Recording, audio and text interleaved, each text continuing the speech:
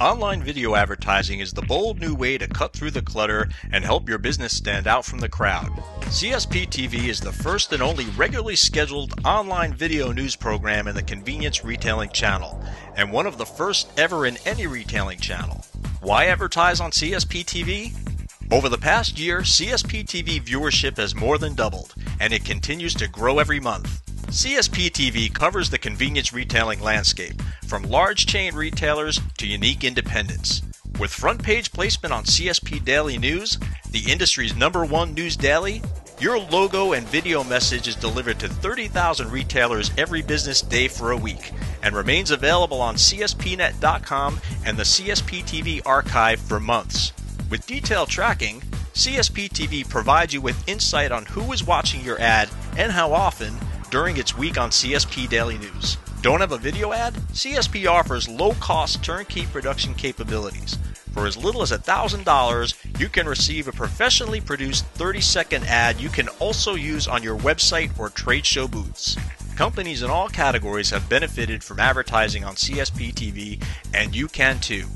Contact your CSP sales manager for detailed information. To view the complete lineup of recent CSP TV programs, visit cspnet.com/TV. Hi, this is Steve Holtz for CSP TV. One thing CSP likes to do when it's hosting a roundtable or conference is get people to attend who not only are familiar with convenience stores, but know about big picture things like the economy. At a recent conference, we had Charles Wheelan, an economist and author of Naked Economics, talk with the crowd. I'm joined by Charles today. And Charlie, one thing you brought up in your talk was some of the things that went wrong. What got us into the trouble we're in today? And one thing that you hit on that is still going on is what you called negative feedback loops. Tell me what that is and how do we get past it? Sure. A negative feedback loop is when something bad happens, and unlike most conventional situations in which something bad happens and then the market fixes it. So gas prices go up and we all react. You use less gas, I produce more gas, basically prices drift back down. The market is really good at fixing things that go wrong. Negative feedback loops are the rare exception, and they're really dangerous because something bad happens and it makes something else bad happen, and it just continues on, including feeding right back to the bad things that started it and making that loop worse. So, for example, the housing bubble crashes. Now I can't pay my mortgage. I default to you. You're the bank. At that point, you've got less capital. You make fewer loans. When you make fewer loans, other businesses can't do what they do. They lay workers off. Those workers can't pay their mortgages. Those houses go into default, which drives prices down. More people go into default, and basically we're right back in the cycle. And the key is stopping it. And basically, it's not clear how we do that. We know some places that we have to intervene. You have to try and fix the housing market, stabilize that. You have to give the banks more capital so they can start lending again. And most importantly, and perhaps most broadly, we have to restore confidence so that you and I don't make the problem worse. If you sit back and say, boy, things are bad, I might lose my job, we're not going on vacation, we're not buying a car, then basically that's more bad news for the vacation industry and for Detroit. So somehow we need to get you, metaphorically, spending, investing, doing the things that will break that cycle. Well, and that's one of the things you brought up, that the natural reaction for a consumer is to pull back spending and not spend as much. You say we need to get past that. How do we do it? Well, economists call it the paradox of thrift, and this is what's so tricky about the situation, which is your rational response, if you fear for your job or if you're really tight on the mortgage, is to spend less. It's exactly what you should do if you fear for your job. The problem is, I'm doing the same thing. If we collectively spend less, we create the problem that we were afraid of, and then you might actually lose your job. And so we've got to get past it. Basically, I can't tell you as a policymaker, if you're worried about losing your job, go out to dinner more often, because then if you lose your job, you're really in deep trouble. So somehow what we need to do is basically not only make you confident you won't lose your job, but do something that makes it less likely that you will lose your job, so that when you're spending, it's no longer an irrational decision. And if we can break that cycle, it goes back to the Franklin Delano Roosevelt, that we have nothing to fear but fear itself, because that's what creates the problem. So somehow instill confidence, but make it rational for people to start spending, investing, and so on. And that's a lot like what Congress is dealing with right now. Right. And if I had a miracle cure for it, I would have provided it. For our retailers, you talked about some of the things that they can do to keep the money flowing when times are tight. Can you run through some of those? Sure. I think the one mistake that we make, all of us who are in business in any capacity, is we assume that there's only one margin on which you compete or survive, which is price, cost, or so on. That basically, if I can just raise the price of this or reduce the cost of it, to me, that somehow my bottom line will get better. And that's certainly true. You're always looking for cost savings. The thing is, I, as a consumer, am looking for a lot more than just the bottom line. I'm looking for things like convenience. I'm looking for things like safety. I'm looking for things, actually I should have made more of in the speech, environmental protection, right? Green goods. I'm going to actually pay a premium if there's something about this product that makes me feel good about how it was produced, or not bad how it was produced. And basically all of those things are wrapped up in a product, particularly convenience, time savings. Can you do something with your product that doesn't necessarily save me 12 cents, save me 15 minutes? Well, one other thing I want to talk to you about while I've got you in the hot seat. You're from Chicago, I'm from Chicago, and you happen to be running for Congress right now for Rahm Emanuel's seat as he went to help Barack Obama in Washington.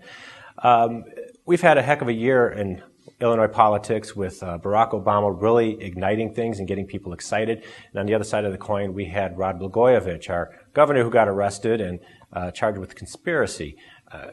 How do you read Illinois politics right now? I would say that we anchor the extremes at the moment. That Grant Park, the night that Obama was elected, whether you voted for him or not, was a magical evening. Certainly for everybody in Chicago. It was a beautiful night. It was a peaceful gathering. It was uplifting, inspiring. He's got a beautiful family. He's got a lot of promise. We all hope him well. Even if you didn't vote for him, you got to hope, given the magnitude of promise, that he's going to achieve at least part of his potential. And then we have the opposite end of the spectrum. From the same city, we have Rod Blagojevich, who then tried to auction off Barack Obama's Senate seat and happened to have been caught by federal agents in the process. So and we got everything in between. And so it is somewhere between the promise of Obama and the circus of Blagojevich. You've got everything else going on. And our race in the 5th Congressional District is playing out against that canvas. Mm-hmm. Well, in hearing that, what inspires you to run for Congress now? Well, in part because of what you saw here tonight, which is basically I spend my life writing about economics, thinking about public policy, teaching about public policy, and there comes a point that it's a bit like being a business consultant who's always telling everybody how to fix their business, and you've never actually run a business. And I think if you really believe that what is going on now matters, and I do, then basically you ought to be willing to step in and try and do it better. So this is basically one of those put on a helmet and get in the game, and at least I have tried. Maybe I'll win, and if so, then I can try and do better economic policy, better foreign policy, and so on. If not, then I know I can rest assured that when times were tough, and they are tough, that I basically tried to be somebody who changed the system. And do you believe that Washington really needs another economist right now? Well, you know, there's a history of academics turned very successful politicians. We don't think about that. We think about the lawyers. But in fact, you have people like Daniel Patrick Moynihan, who is a professor, Paul Wellstone. On the other side of the aisle, you have Newt Gingrich, Phil Gramm, and so on. There was actually a guy, Paul Douglas, who was a very famous economics professor from Illinois, who went on to become an esteemed senator. So one hopes that basically people who understand what's going on can contribute to the process. But you raise a point, which is, a lot of people think the economists got us into the situation. I'm not sure that's true, but hopefully you can contribute to getting us out of it. Great. Well, thank you, Charlie. Thanks for joining us. And thank you. For CSP TV, I'm Steve Holtz.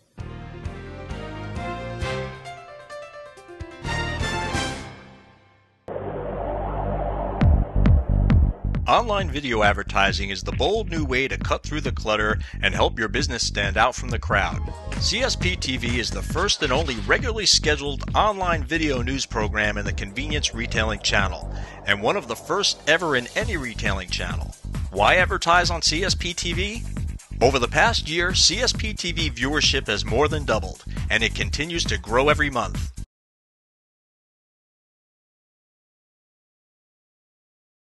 CSP TV covers the convenience retailing landscape, from large chain retailers to unique independents. With front page placement on CSP Daily News, the industry's #1 news daily, your logo and video message is delivered to 30,000 retailers every business day for a week and remains available on CSPnet.com and the CSP TV archive for months. With detailed tracking, CSP TV provides you with insight on who is watching your ad and how often, during its week on CSP Daily News. Don't have a video ad? CSP offers low-cost turnkey production capabilities. For as little as $1,000, you can receive a professionally produced 30-second ad you can also use on your website or trade show booths. Companies in all categories have benefited from advertising on CSP TV, and you can too. Contact your CSP sales manager for detailed information. To view the complete lineup of recent CSP TV programs, visit cspnet.com/TV.